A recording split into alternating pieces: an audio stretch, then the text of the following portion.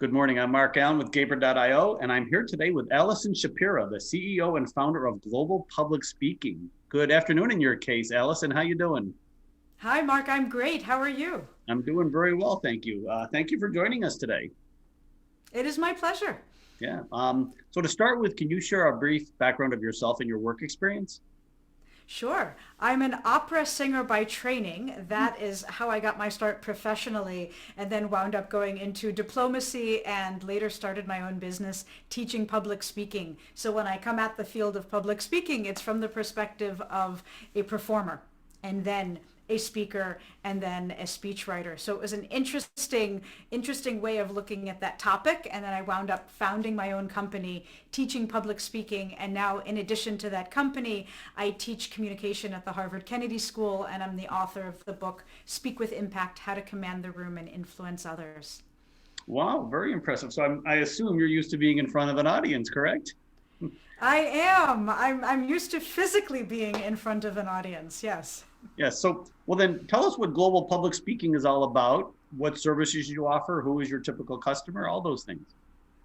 We're a leadership communication training firm that specializes in public speaking, but not just the formal presentations you might give in front of a large audience. We look at public speaking that happens every single day in meetings, pitches, or presentations. And as you move up in your career, regardless of your industry, more and more of your time is spent communicating the messages of your company to your employees, to your customers and clients. So we look at all the different ways in which we use our voice in the exercise of leadership. And then we do one-on-one executive communication coaching, workshops, and keynote speeches, all with the goal of helping people feel more confident, more comfortable, and more powerful in their speaking skills.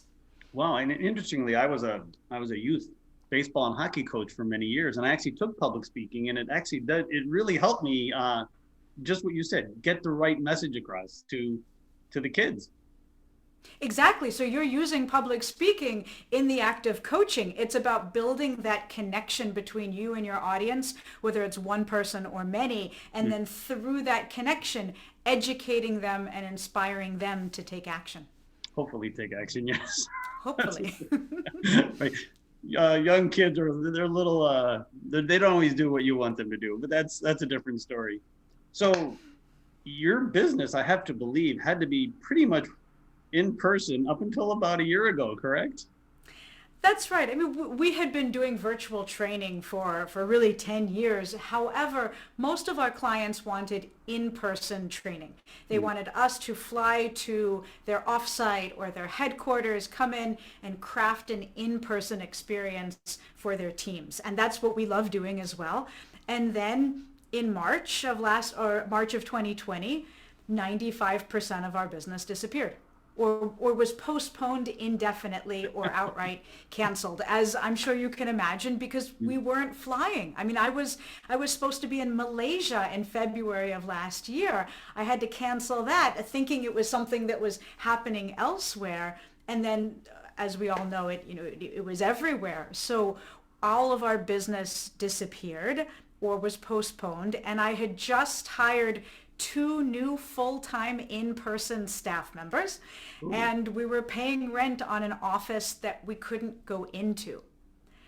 So it was a very rough time as a business owner. And so we had to very quickly pivot, not just our program offerings, but our working environment. We only had 3 weeks in the office as a team before we all went home to work remotely. So we had to spend a lot of time redoing all of our programs to make sure that they were the same level of impact and professionalism virtually, and then changing all of our team practices that we were still putting in place because it was a new team anyways. So all of that we had to do in a virtual setting. It was a pretty busy season. I'll bet. So you didn't actually change your business, you just changed how you delivered your product, correct? That's right. So we changed the way we deliver the product. People still need to learn to build their communication skills, but instead of building their in-person skills, actually our market increased exponentially because everyone who was abruptly moved from in-person to virtual now had to build an entirely new skill set. So all of those salespeople who said, you know what, I've been teaching public, or I've been pitching for 20 years. I'm fine. I know how to do this. They're now trying to figure out how to use Zoom or WebEx or whatever their company is making them use, and all of their natural charisma and confidence has disappeared because they can't figure out where the mute button is. So we actually developed a lot of new programs to help them make that transition. So it sounds like you actually increased business in a way by going back to your old customer base and retraining them. Is that correct? That's right. I mean, we started by reaching out to our customers to say, how are you? On a personal level, how are you? What do you need? We started offering free trainings for them because we knew nobody knew what their budget was going to be. So we simply reached out to be of service and help. And then we realized how much people needed, and we started to listen to our customers. And as a result, developed an entirely new suite of products. Now that everybody was going to be remote, what can we do now solving for that remote environment and giving them follow-up trainings and opportunities we couldn't have done in person because they didn't want to fly everyone back together again. But now we can simply log in and have office hours or semi-private coaching in a way that people would have been hesitant to do before COVID. Wow, that's really fascinating. So did your business actually increase, stay the same, or go down a little?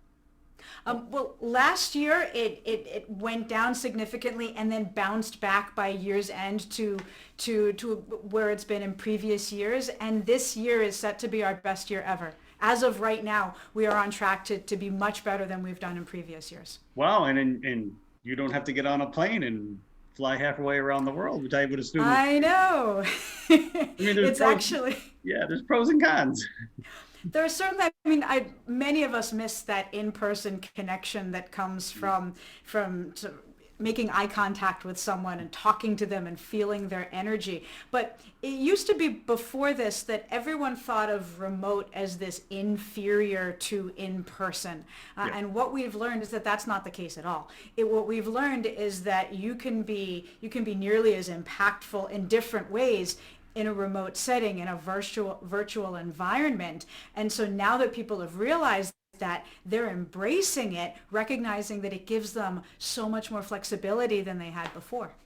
Yeah, so I mean, eventually we will go back to normal. Do you foresee your product line will go back to the same, or do you kind of like this where you're doing more of the remote training?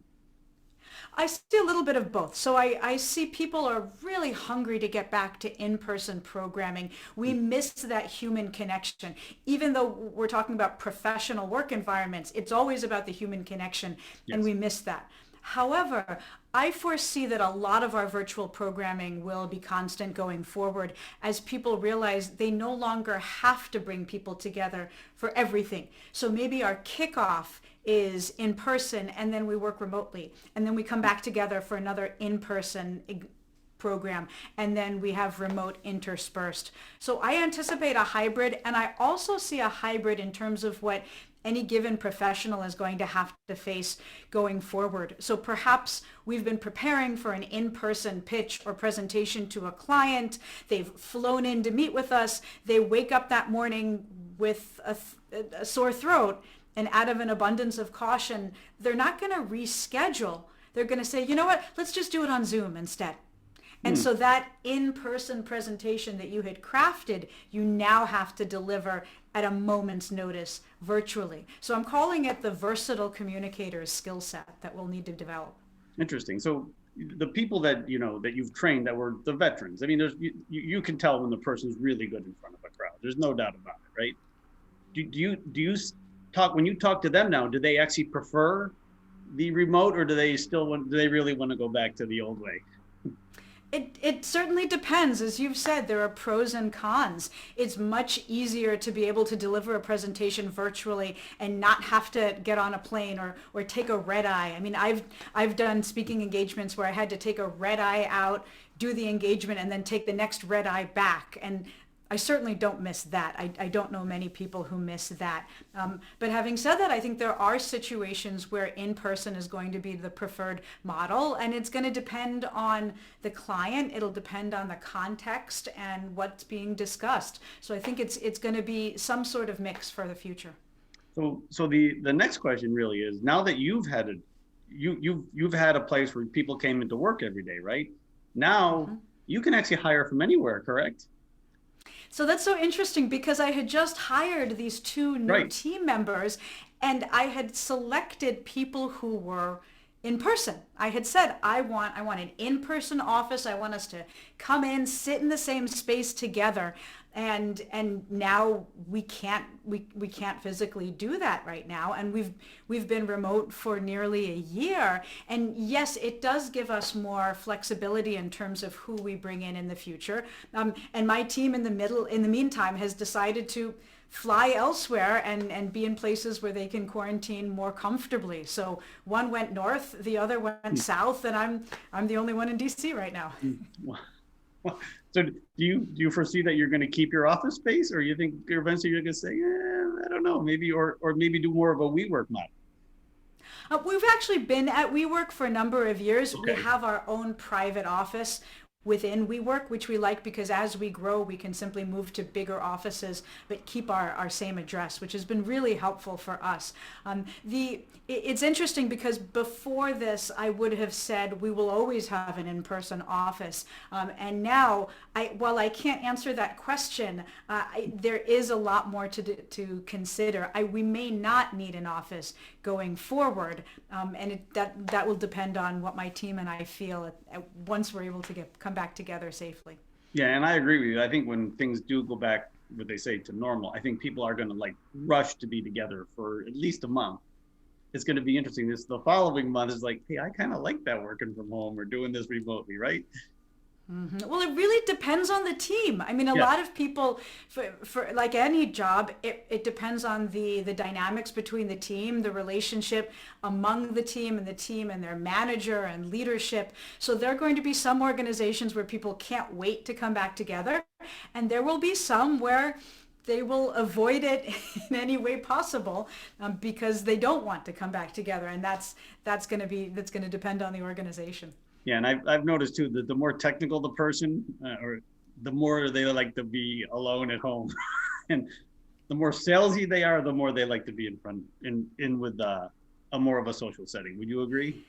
It depends on where they get their energy. Sure, Mhm. if they get their energy from being among people, then they're going to want to go back into the office. So it depends on whether their role is something that requires collaboration Yeah. among team members. And even though there are some terrific virtual collaborative tools that we can use, there are also plenty of times where it's so much easier to anticipate challenges and talk through them in person as opposed to spending hours crafting an email that you don't want to offend someone when instead you could have just spoken about it out loud. So it's really going to depend on a lot of factors. True. I have noticed too that it's always better the person to person. So many things get lost in just written text or whatever, right? That's So, right. That's yeah, right. And there's so much nuance in someone's tone of voice yes, and there's the brainstorming process can be so much simpler in person, but we've had to adapt to that in this new environment. yes, we have. Well, Allison, I want to thank you for your time today. It's great to hear someone that pivoted and it was successful, and I wish 2021 is a very successful year for global public speaking. Thank you very Thank much. you, Mark. Thank you, Mark. I hope that for all of us. It was great speaking with you. Same here. Bye.